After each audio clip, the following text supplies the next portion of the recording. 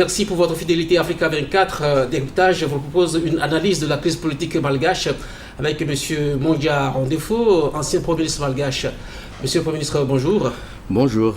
La Grande Île connaît une période de transition assez difficile. Bon, avec cette nomination, 2 Premiers ministres en 48 heures, est-ce la fin des accords de Maputo? Bien sûr, c'est la fin des accords de Maputo parce que la nomination d'un Premier ministre autre que le Premier ministre des consensus qui ont eu les signatures des 4 chefs de file de mouvance témoigne bien de la fin des accords de Maputo.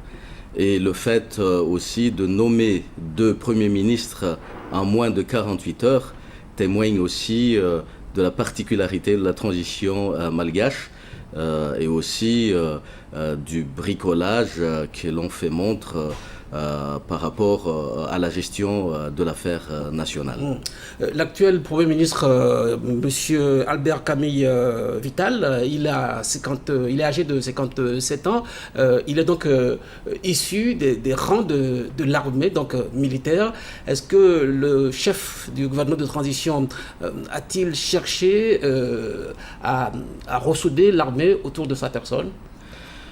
Bien sûr, c'est son intention, mais ce que je crains, c'est que la nomination des premiers ministres actuels, que ce soit en personne de Manuru Anta ou au colonel Camille, sortait du cadre institutionnel malgache, pour ne pas parler de cadre constitutionnel, parce qu'il n'y en avait plus. Donc moi, je pense que ça ne va pas arranger la sortie de crise malgache. Ce qu'il faut aussi comprendre par rapport à l'armée malgache, c'est que l'armée malgache est un peu divisée. Si on veut retrouver l'unité de l'armée malgache, il faut appliquer les résolutions de l'assise militaire qui a été tenue à Antananarivo récemment.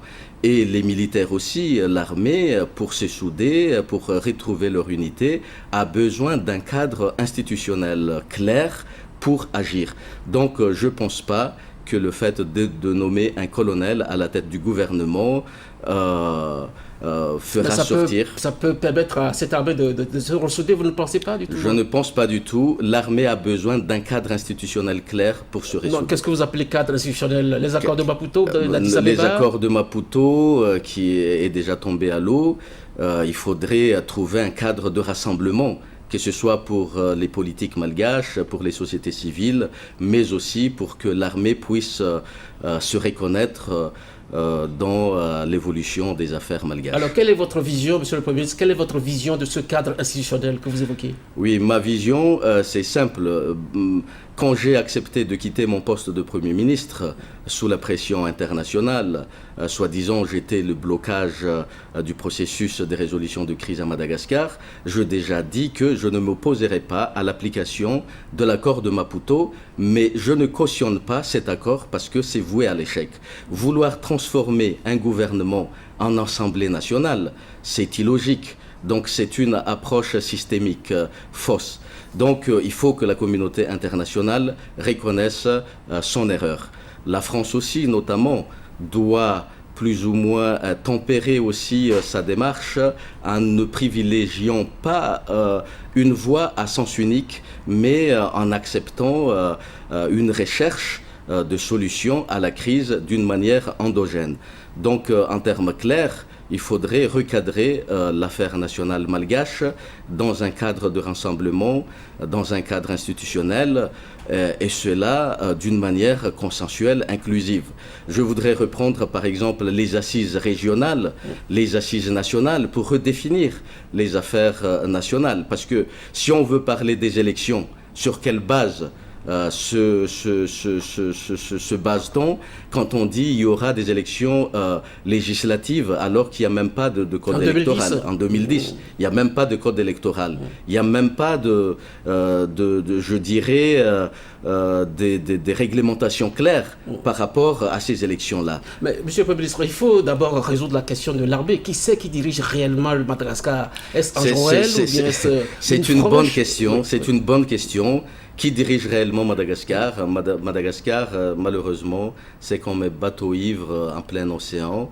et chacun essaie de tirer la couverture à lui. Et c'est pour cela que je prône un cadre institutionnel clair et aussi un cadre de rassemblement par rapport auquel toutes les parties prenantes malgaches, non seulement les 4 mouvances artificiellement créées par la communauté internationale, puissent prendre part activement au débat et à la vie de la nation malgache.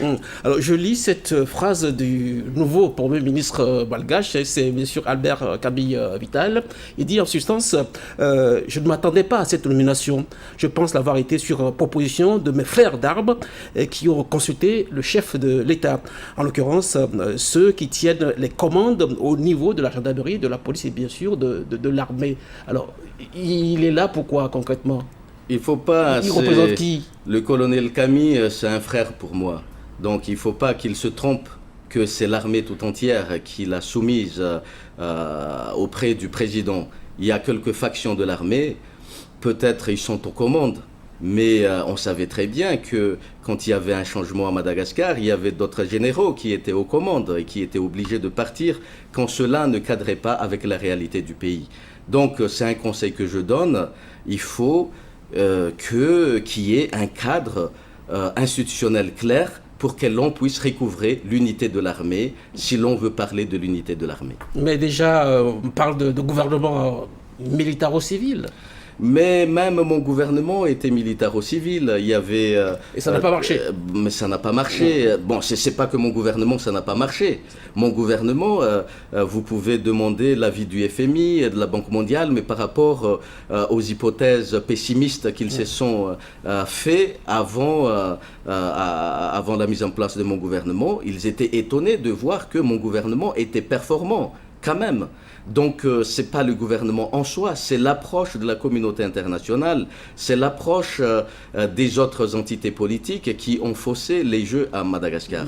Donc, moi, je ne voudrais pas revenir là-dessus, mais je pense que, effectivement, si on veut relancer cette dynamique de la résolution de la crise malgache, il faut penser à un caractère de consensus hors cadre Maputo, je veux dire, et hors cadre, et il ne faut plus faire du bricolage ou des fuites en avant, comme font les 3 autres mouvances, et aussi Andrazueline, parce que cela pourrait être hasardeux pour Madagascar, voire catastrophique. André Joël, manifestement, il fait fi des accords de Maputo, qu'il a lui-même signé, et des accords d'Addis Abeba, qu'il a également signé. Bon, c'est ce que je ne comprends pas. Du moment qu'il a signé devant la communauté internationale, il doit assumer. Mais actuellement, il se défie un peu parce que effectivement, ça lui touche personnellement. Donc l'affaire de l'État, ce n'est pas une affaire personnelle. Donc il faut voir la sortie de crise de Madagascar. Il faut, s'il voulait être ferme, il aurait tenu, par exemple, de préserver jusqu'au bout la quête et les élans de changement à Madagascar. Donc il fallait avoir une feuille de route claire, visible, et il devrait avoir une vision. Mais malheureusement, je suis désolé, mais actuellement, on fait montre du bricolage, de l'inconstance dans la gestion de l'affaire de l'État. Et donc, il y a un nouveau Premier ministre, c'est bien sûr le colonel Albert Camille Vital. Il y a dans les coulisses un autre Premier ministre de transition, c'est bien sûr Eugène Mangalaza. Alors, comment gérer cette cacophonie ? Bon, justement, c'est la question. Il faudrait qu'il y ait une dynamique qui sort du lot. Mangalaza risque de former un gouvernement parallèle. Il va former un gouvernement. Il a dit même qu'il va installer le 26 ministres qu'il pense être acquis au partage des postes ministériels à Addis Abeba. Et Camille Vital aussi pense exécuter les injonctions ou les ordres qu'il entend recevoir d'Andi Rajoelina. L'Assemblée nationale aussi, avec les députés désignés des autres mouvances, vont se réunir à l'Assemblée nationale quand Rajoelina a déjà prévenu qu'il allait réprimer. Mais la grande île risque d'être ingouvernable. Si ce n'est pas le cas, si C'est ce déjà n'est le pas cas. déjà le cas, mais il ne faut pas laisser le pays à la dérive. Somme toute, comment va réagir cette communauté internationale qui a participé aux accords de Maputo 1, Maputo 2, Maputo 3 et puis d'Addis Abeba? C'est ça le problème, parce que même la communauté internationale elle-même n'a pas une unité de vue par rapport à tout ce qui se passe à Madagascar. La SADC a sa vision, l'Union africaine a sa vision, la France a sa vision, la France a sa vision, la francophonie a sa vision, les États-Unis a sa vision. Donc il faut laisser un processus endogène se profiler et prendre corps et prendre forme à Madagascar tout en l'accompagnant. Mais il ne faut pas simplement imposer un scénario qui pourrait être excentré par rapport à la résolution de la crise malgache. Le schéma de sortie de crise se complique. Il va falloir trouver une solution. C'est bien ça. Et la solution, elle existe. La solution existe. La solution doit être endogène. La solution... On l'avait dit.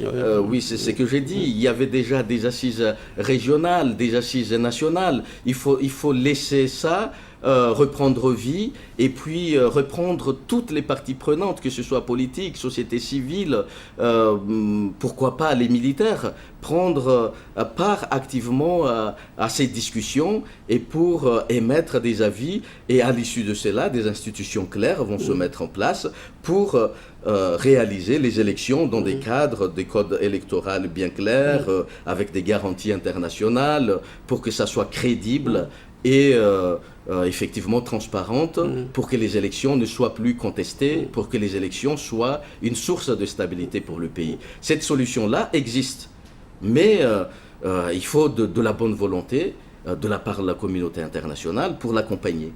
D'un mot, Monsieur le Premier ministre, quel rôle comptez-vous jouer sur la scène politique de votre retour à Madagascar? Étant un acteur majeur principal de l'avènement du changement à Madagascar, étant un Premier ministre quand même pendant la crise qui a su maintenir le pays à flot pendant cette période difficile, et étant aussi, je crois, un personnage de premier plan de mon pays, je compte agir activement dans le cadre de la mise en place de ce cadre institutionnel, de ces cadres institutionnels de rassemblement où tout le monde puisse adhérer pleinement pour que le pays s'achemine vers la sortie de crise. Monsieur le Premier ministre, je vous remercie beaucoup.